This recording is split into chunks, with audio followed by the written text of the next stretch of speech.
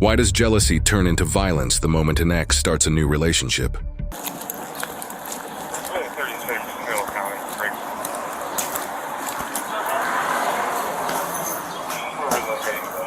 Thank you.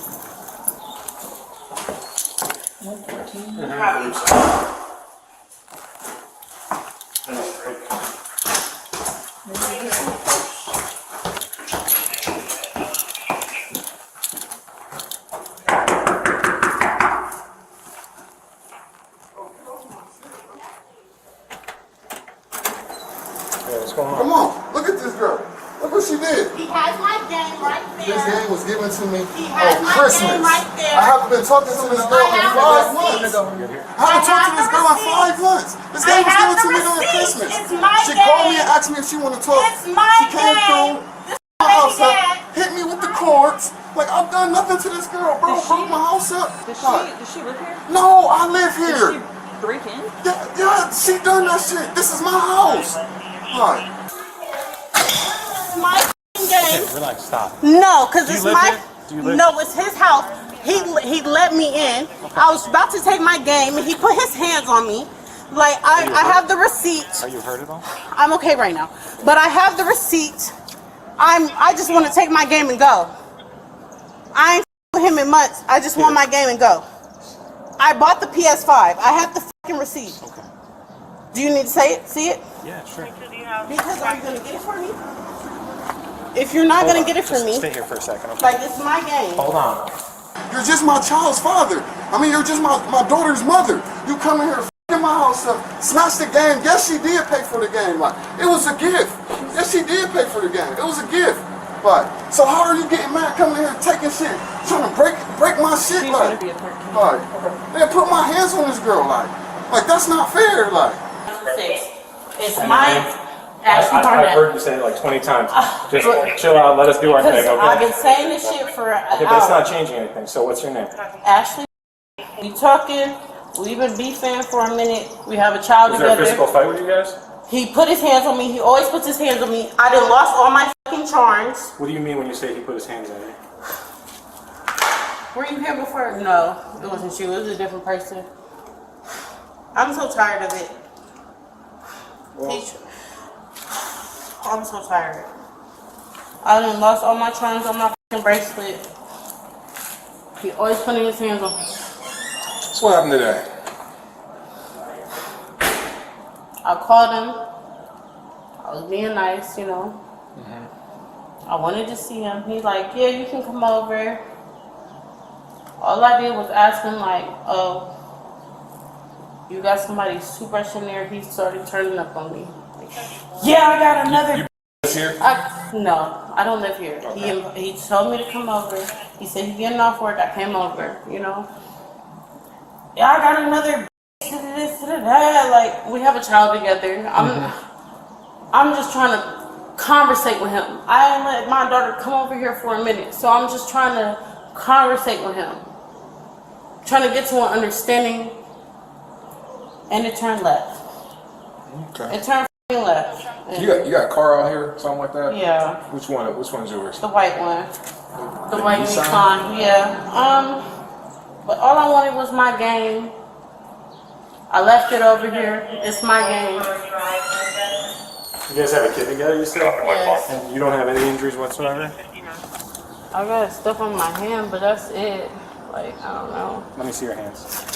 Like Flip them? little cutters. Like, but I don't got nothing, I don't think. Alright, put your phone in the purse real quick. He be manhandling me. And like, this shit happened Transmitting on back. fucking. Why I gotta Stop. Do not tense up, I will drop you. Stop. It's gonna I gotta go hurt. to jail? Stop. What's going on? Alright. What's going on? Man, you guys got a kid together. It's domestic violence. He's got injuries. You don't, okay? I got injuries on my hand. It's okay. Like, We'll deal with that. he cut me. EMS? Like, what? You need EMS. That's crazy. I'm going to jail. You need EMS. I'm going to On jail. this side. Okay. Can You we deal with her? talk? Because I'm We're confused. gonna talk when we put you back in the car. We're gonna- You just want to Mirandize her and get her side of the story.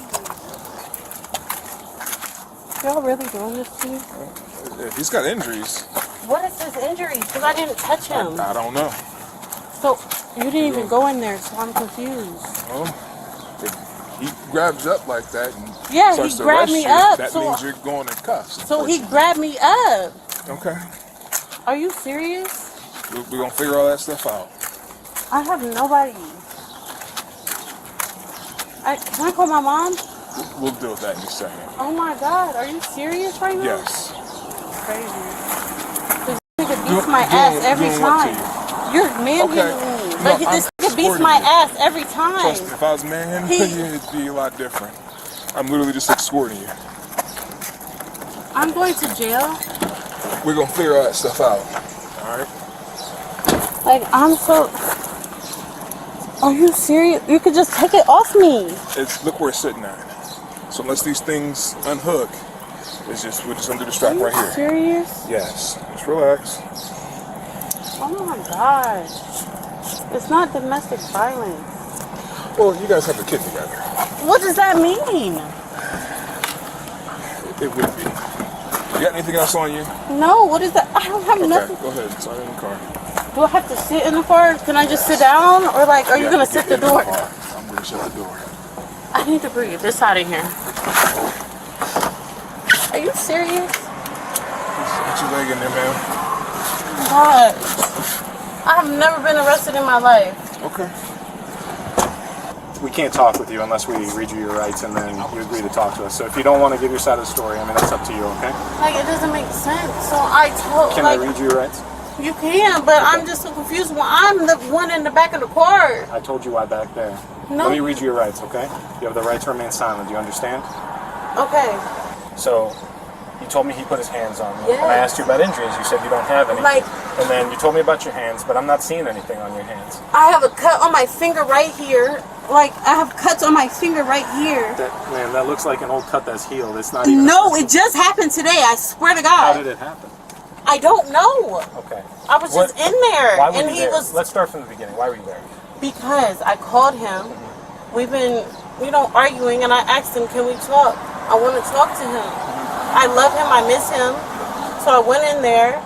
I'm trying to talk to him. I sit on his lap, and then we just start arguing. We always argue. What did you argue about? Why is he out here? He's all the way over there. What did you guys argue about? Because obviously we both love each other, but it's toxic, And that's what... I don't get along and never. arguments happen? Yes, Okay. and I don't put my hands on him first. I swear to God, I did not put my hands on him. How did the argument lead to physical violence between you guys? He put his hands on me first. What did he do exactly? He strong armed me. He's moving me. He's doing this. He about to put it. He choking me. Like I don't know. Can you lift your head up? Did he choke you around your neck? Yes. Were you able to breathe? I can't remember, but Did you lose consciousness? no, I didn't lose Was consciousness. he like But pushing it's you out just of the like apartment? a lot of problems that we always have. No, I left out the apartment by myself. Okay. And I then, left then out you were the- at the window, right? And then I was at the window because I asked him, can I get my game back? How Can I did all get the blinds get damaged? Because I broke them. Okay. I broke them. I appreciate the honesty. Yeah, I broke them.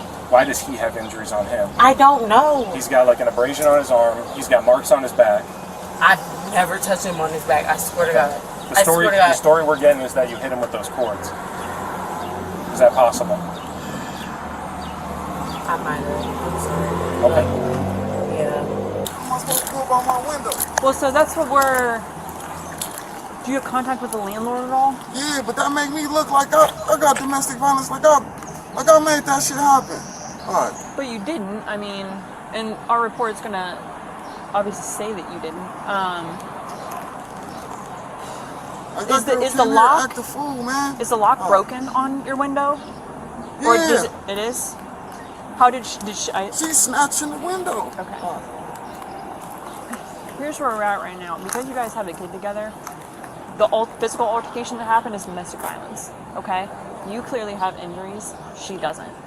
Okay? So I know you said you didn't Because want... I didn't touch her. Right. And Right. so I know you said you didn't want her to go to jail. Right. But based off of what we see, she committed domestic violence. Right. Okay? So with that, Ohio's a preferred arrest date, which means she has to go. Okay? And as far as that, like, obviously when you open the door, she's like half in, trying to reach in. Did she make it through the window, or No. just where she was She at? just made it through because I got a stick in there. I got a stick in both of my windows because I live on the bottom floor. I live on the bottom floor. I work all the time. Anybody could go in there. So I got a stick. I don't have screens because of her. She pulled the screens out. Every time she come over here, she's being weird. Haven't seen this girl in 5 months. Haven't seen her in 5 months. Only pick up the child and keep it moving. This shit is retarded. Who has the kid right now? Her mother. Her mom does? Okay. I've been trying to call her. I didn't call her mother 10 times. the mother. Oh, is it? Mom's calling. I tried to call her. I was just defending myself with the cords. Okay. Like, I didn't want nothing to happen. Like, I don't know. Okay. Give me just a moment, all right? Just hold on a second. Mom, Charles is sending me to jail for a DV when he put his hands on me. Because he has, freaking bruises. Because I was defending myself at his house. So they sending me to jail. I think you're not telling the whole entire story, but I am telling the entire story. I defended myself, so I hit him with some cords. That's the entire story. Okay. We said we wanted to talk, and then it went left. So now I'm in handcuffs in the back of the car. Malik said he's gonna come get me, but I don't know. Hello? Why do you even go over there? At this point, I don't know. Oh my God. ma'am, No, she's can I gonna get call my you phone? back No, I need my when she phone. gets to the county, okay? No, my mom is talking. She's gonna call you back when you get to the county. That's Do you weird. have any food like that in this purse? Because it's not gonna go through to jail because the wagon just pulled up. It's what? Wagon just pulled up. So you have It's anything what? food in this purse? No. I don't have no food. So It's my son. He's been trying to. It's his baby mom, but he's been trying to leave her alone. man, come on now. He invited her over. So he ain't trying to leave her alone. No, Look, we two she men. showed up here. Bro, she said she wanted to talk. And I told her it was a bad idea. Okay, stop. How old are you? I'm 35, 36. All right, so you're a little older than me. I've been down this road, this Wrangler road is a mess. You know this chick is unstable. You know she unstable. Look at her car, I could tell. Well, that's prime example number one. You know she unstable. She said she wanted to talk, bro. I understand. Listen, just relax, man. If you know someone like this unstable want to talk to you, know what you tell them? Hey, man, you can call me everything you want to do over the phone. You want want my out kids? here bamming on the window. I got the neighbors. What you think I'm supposed Then that's to? when you call the police. Hey, man, you can say that woman's outside my door. Babe moms, whichever number she is. I really didn't want her to go to, I'm not, okay. Hey, I really didn't. hey. She called the police. We know, she told us. I really didn't want her to go to jail. I just wanted her out of here. Like I told her, bro. Like, you know what I'm saying? I don't hate. Like I told her, I don't hate you. I just don't want no dealings with you. All right. And with the few seconds me dealing with her, I'm like, I don't want to deal with her. And that was just me walking her from this door to my car. Listen, I'm gonna tell you right now, just cut her off. If you can deal with her through the courts. The courts got an app you can deal with when it comes as far as the kids. Message her on that, she say something crazy on it. I'm already, of course, deal with already it. doing that, bro. We took the DNA. I'm waiting for the DNA to come back. If it's that bad, bro, I wouldn't even deal with it till the DNA I've been hits. dealing with the girl. She come here, want to talk, want to sit on my lap and talk. No, that's not how co-parents talk. Sit over there. We can still talk. Yeah, that's why I say, man, deal with her through the phone. Okay, well, you got me. All right, dear. Come on up. No way. Come on up. Oh my God. I can't do this. You're about to handcuff me again? Yes, ma'am. I have to. God. All right, dear. You don't have anything illegal on you. I don't have shit on me. Stop. Just stop. Oh my God. I'm ready to sit the back down. I don't Okay. care. Well, you're not going to. You're going to listen to what I say. Nothing. Did you damage his window? What window? No, I The window didn't. that you tried to get into the apartment? No, it was cracked. I swear to God, I didn't break no window. I was just pulling the blinds. I didn't touch no window. You can see that on the camera. I didn't do nothing to the window. So you didn't take the rock and hit the window at all? I hit it, but it didn't break. I swear to God. Alright. I swear to God. Go ahead and climb up in there. The woman was arrested and charged with domestic violence. Hey, don't move! What the hell are you doing here? I'm getting gas, sir. That's it. Step the hell back from the vehicle. Now! I'm active duty Marine. I can show ID if you want. Damn about your ID. Turn around. Hands visible. The body cam timestamp reads 21:43. Fluorescent gas station lights buzzing like insects in the Texas heat. A black man in desert camouflage stands beside his car, hands visible, posture drilled by years of discipline. He doesn't raise his voice. He doesn't flinch. The officer does. Within 12 minutes, a decorated U.S. Marine is face down on concrete, accused of resisting an order that was never lawful to begin with. By morning, the Pentagon is calling, and someone's career and freedom is already over. But before this story unfolds, take a moment to stay with it. Stories like this don't survive on outrage alone. They survive because people choose to witness them. Subscribe, not for drama, but to follow the truth wherever it leads. A gas station sat just off the highway, a rectangle of white light floating in the dark like a stage with no audience. Trucks hissed past in the distance, the smell of fuel mixed with burnt coffee and hot asphalt. It was 9:43 p.m., according to the timestamp later pulled from surveillance footage, the kind of ordinary hour when nothing is supposed to happen. Staff Sergeant Marcus Reed stepped out of his car slowly, the way muscle memory had taught him to move. His uniform was clean but worn, desert camo softened by years of washing, name tape stitched straight across his chest. He had just finished a 12-hour drive back from a training facility in Oklahoma, orders folded neatly in his glove compartment. He needed gas, caffeine, and 10 quiet minutes before the road again. Inside the store, the bell chimed. Outside, another sound cut through the night tires crunching on gravel. A low engine idle that didn't belong to the highway. A patrol car rolled in and stopped at an angle that felt deliberate. Marcus noticed it without turning his head. He felt the familiar tightening in his shoulders, the silent calculation. Hands visible. Posture neutral. No sudden movements. He had learned those rules long before the Marine Corps, but the Corps had perfected them into instinct. The officer stepped out slowly. Male. Early 30s. One hand resting on his belt, close enough to the holster to be noticed without being obvious. The body cam was already on. "Hey," the officer said, voice clipped. Not raised but sharp. "What are you doing here?" Marcus paused. He turned halfway, enough to be seen clearly, enough to show the uniform. "Getting gas, sir." The word sir came automatically. It always did. The officer's eyes flicked down, then back up, not lingering on the uniform long enough to register respect. His gaze hardened instead. "You live around here?" the officer asked. Marcus shook his head once, just passing through. The officer took a step closer. The distance closed fast inside what Marines call reactionary gap. A space where things can go wrong in a heartbeat. Marcus stayed still. "Step away from the vehicle," the officer said. Marcus blinked. "Is there a problem?" The pause after that question would later be dissected frame by frame.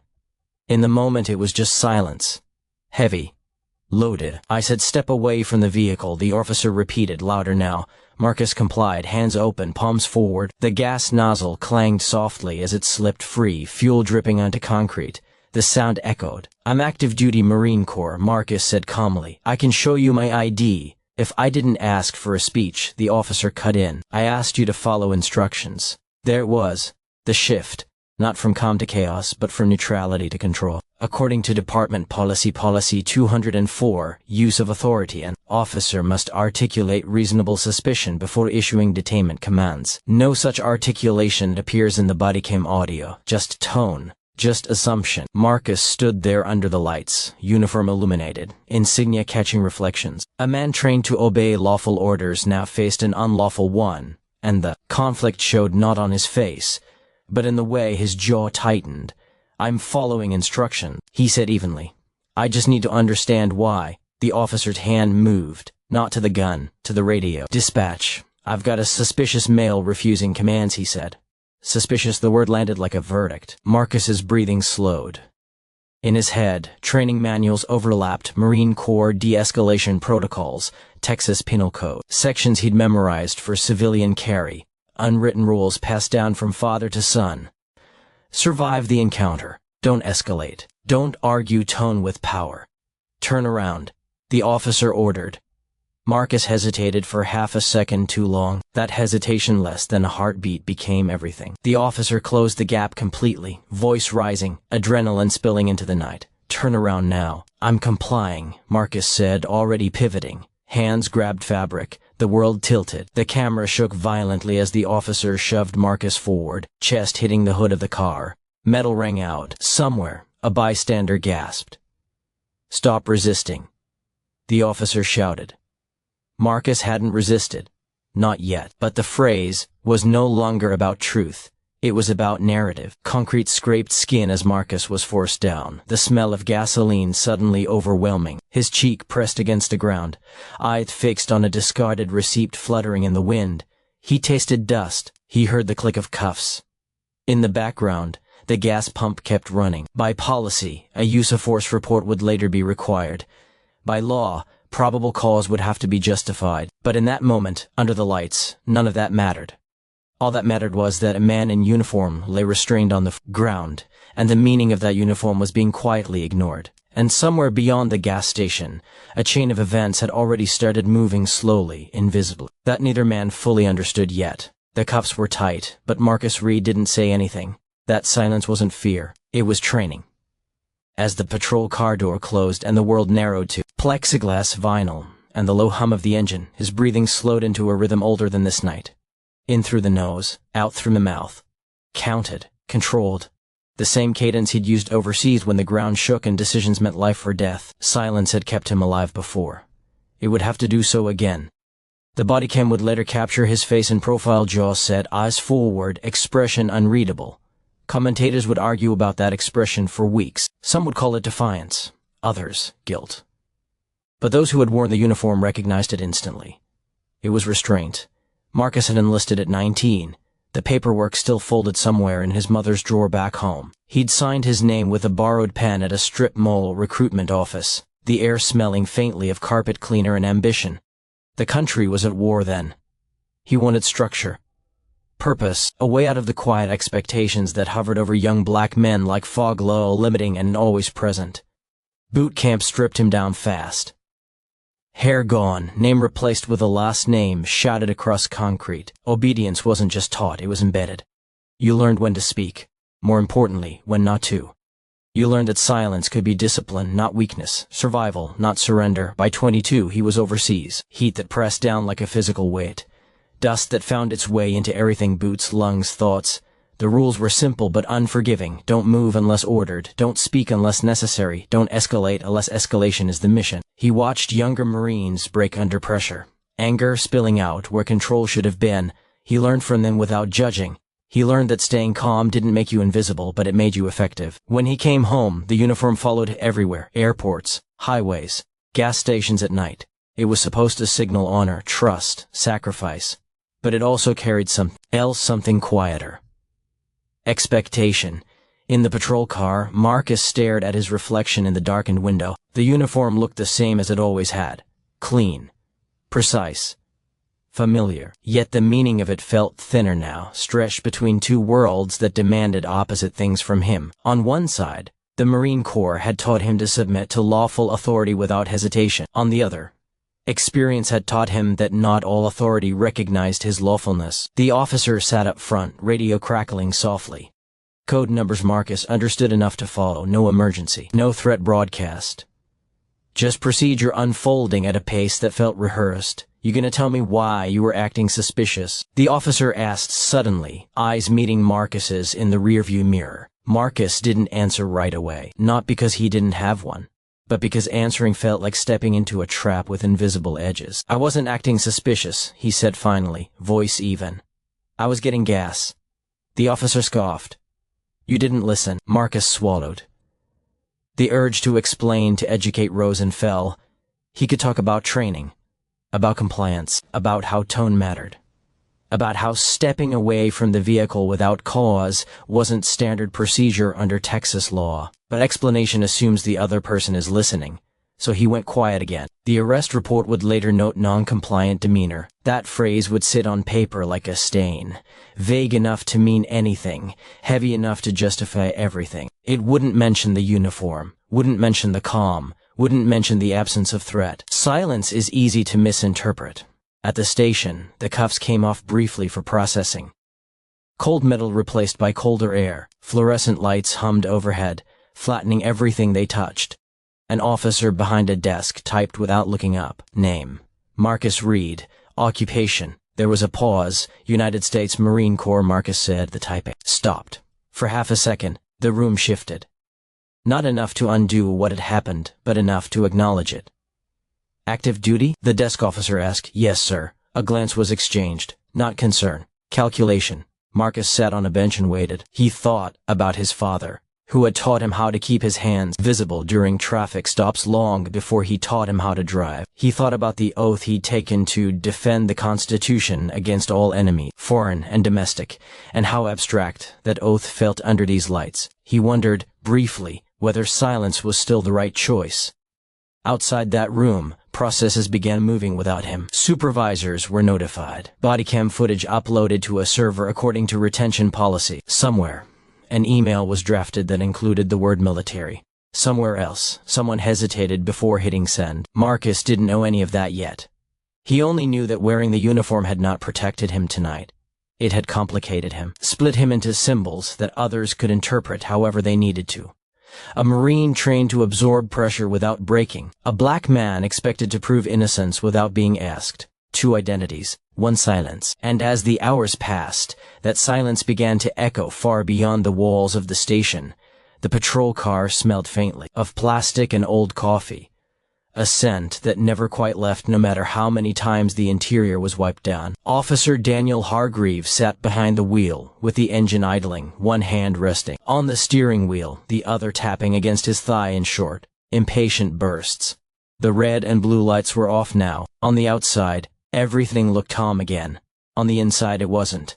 The radio crackled. Unit 12, status check. Hargreaves pressed the button a fraction of a second too hard. 12's good. Transporting 1, his voice sounded steady. That mattered to him. He glanced at the rearview mirror. The Marine sat upright in the back, eyes forward, hands cuffed behind him, silent, still. That silence irritated him more than shouting ever could. Shouting gave shape to conflict. Silence made it feel like judgment. Back at the academy, they taught him about command presence, own the scene, control the encounter. Don't let civilians dictate tempo. Those phrases had been drilled into him, until they felt less like guidance and more like instinct. Instructors rarely said it outright, but the message was clear. Hesitation invites challenge. Challenge invites danger, and danger justified force. Hargreaves told himself he'd done nothing wrong. He replayed the moment in his head, the hesitation by the pump, the question instead of immediate compliance. That half-second pause had felt like disrespect, like testing him. Like a line drawn in concrete. Policy manuals don't talk much about ego. They talk about officer safety, reasonable suspicion, escalation continuums. On paper, those are clean, logical things. In practice, they're filtered through emotion, fear, and pride. He remembered his field training officer years ago, leaning against a cruiser after a rough stop. You let them question you, the man had said, shaking his head. That's how you lose control. Lose control, phrase stuck. At a stoplight, Hargreaves adjusted his vest, suddenly aware of the sweat cooling under the Kevlar. He thought about the uniform on the man behind him, how it had registered too late to change anything. Once force is used, you don't rewind, you justify. That's how the system trains you to survive it. The radio chirped again, dispatch relaying routine calls.